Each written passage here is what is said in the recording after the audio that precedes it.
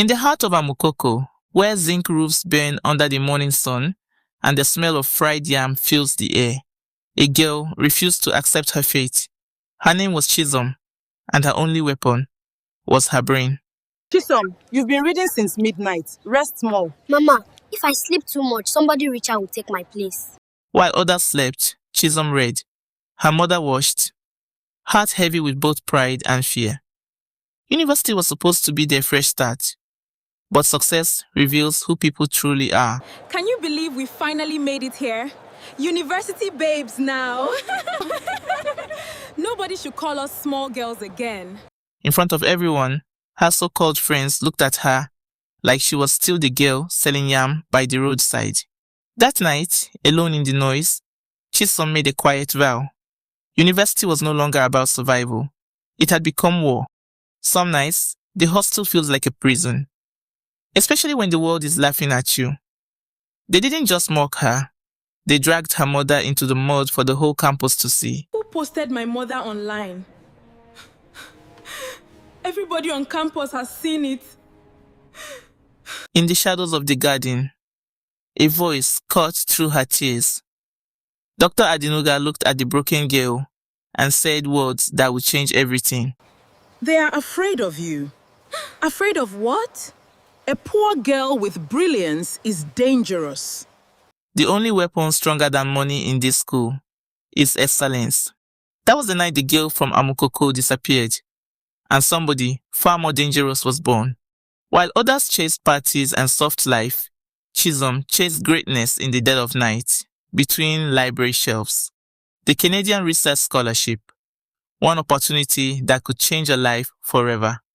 And Stephanie was ready to do anything to get it. For the first time in years, money could not save her. Just give me the exam questions. Nobody will know. Are you sure about this? In the tense silence of the examination hall, where the only sound was the scratching of pens against paper, Stephanie sat with a smile that didn't reach her eyes.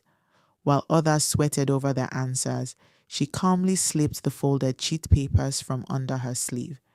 Years of privilege had taught her one rule. When the game gets hard, you don't play fair, you change the rules. Her heart beat steady.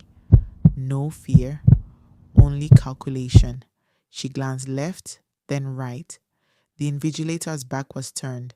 With practiced fingers, she unfolded the small, carefully written sheets beneath her answer booklet. Every formula, every key point copied from the night before, bought, not earned. This scholarship is mine, she whispered under her breath. No village girl is taking what belongs to me.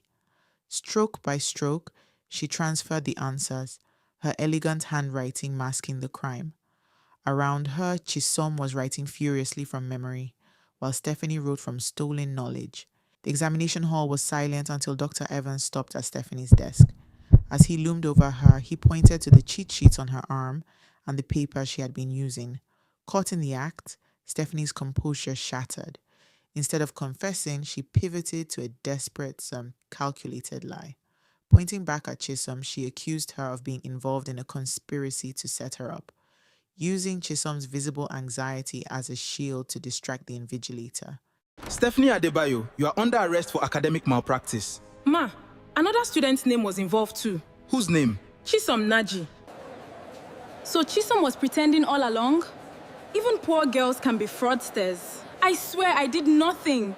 The tension in the administrative office was suffocating as the university's security team and Dr. Evans gathered around the monitor to review the exam hall footage. The video began to play and the room went deathly silent. First, the screen showed the quiet intensity of the exam.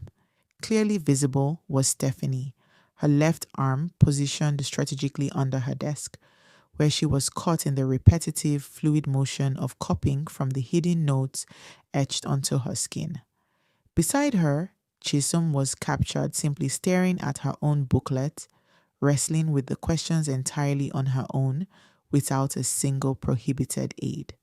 As the footage fast-forwarded to a moment when the invigilator's attention was elsewhere, the true nature of Stephanie's malice was revealed. The camera caught her rising from her seat, walking deliberately toward the rows where students had left their bags and slipping a bundle of papers into the side pocket of Chisom's bag. Dr. Evans paused the video. The truth hung in the air, undeniable and stark. Stephanie's arrogant posture collapsed as the realization hit. Her war against excellence had not only been exposed, but her calculated attempt to destroy another student's future had been recorded in perfect detail. I didn't mean for it to go this far. You said she would survive it. You are the one who pushed me. No, please, wait. Students, help me. Why are you helping me so much? Because your mother once saved my life. And there's something your mother never told you about your father. Results day. The entire faculty went silent. First class, best graduating student, Canadian scholar, the girl they mocked had conquered. They mocked her background, but they could never defeat her future. The girl from the yard survived, and she conquered. Congratulations, young lady. We are so proud. Thank you, sir. Thank you so much. I destroyed the only real friendship I ever had. Some damage never heals. Friendship in university is fragile, especially when money enters the equation. They say university changes you, but they never tell you how hard it is to actually leave. My room in AG 101 saw everything. The late night study sessions, the argument over whose turn it was to clean, and the secrets we swore we'd keep forever. Today, the walls feel like they're closing in, demanding I pack up the person I've become. Chisom, seen inside the hostel hallway. Faded green walls, student activity. Outside the University of Ibadan gate, getting into the tricycle/KK. The gate of the University of Ibadan always felt like a fortress. Stepping out today, with my old box and worn-out bag, I feel smaller than when I first walked in. The familiar sound of a Kiki engine firing up is the final note of my student life. It's funny. I spent 4 years waiting for this freedom, and now that it's here, I'm not sure I'm ready to embrace it.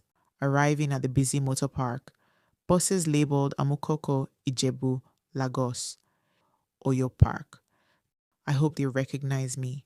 I hope I still recognize them. I didn't expect her to be there, yet there she was.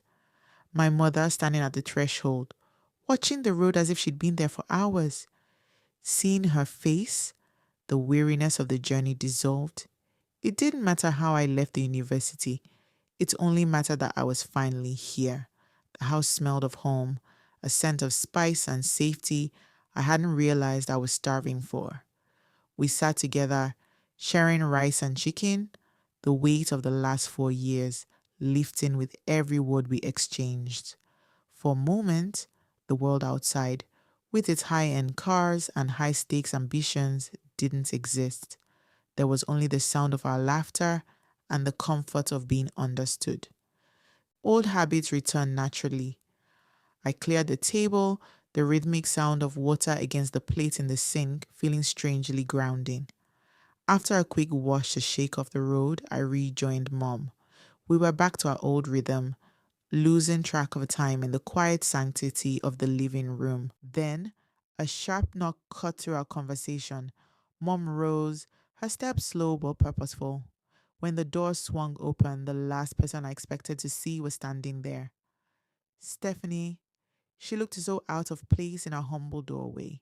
Yet as she knelt to greet my mother with such genuine respect, the distance between our two worlds suddenly felt much smaller. Mom ushered her in, and for the first time since leaving campus, I wondered if my old life and my new one were about to collide in ways I hadn't prepared for.